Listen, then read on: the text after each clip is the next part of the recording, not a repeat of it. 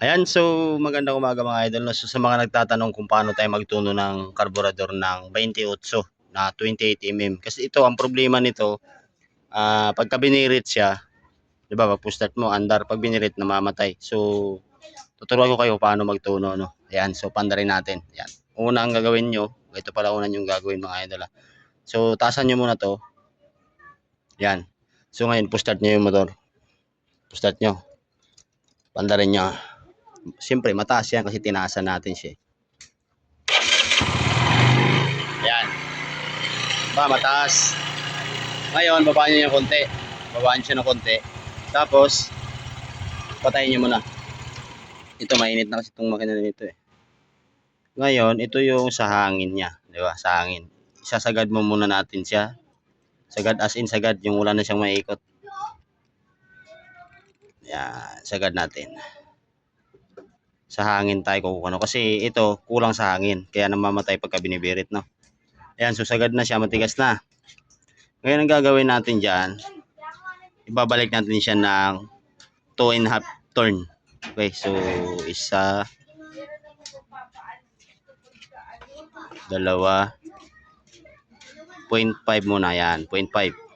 Tapos pandarin natin ulit yung motor.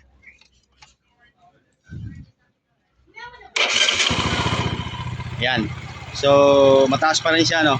Ngayon, babaan nyo na naman to.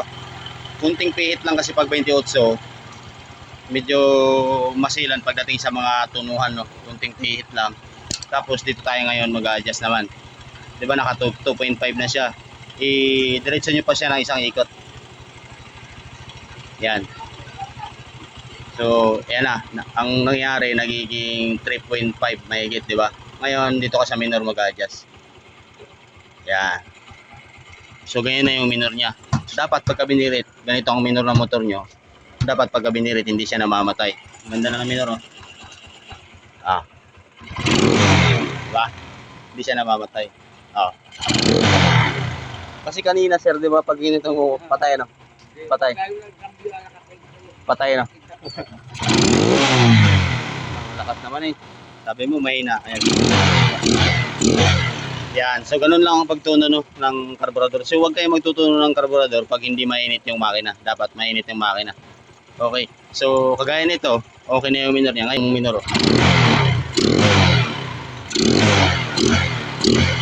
Yan, so ganun lang pagtuno niyang 28 mga idol, no? Tapos start natin.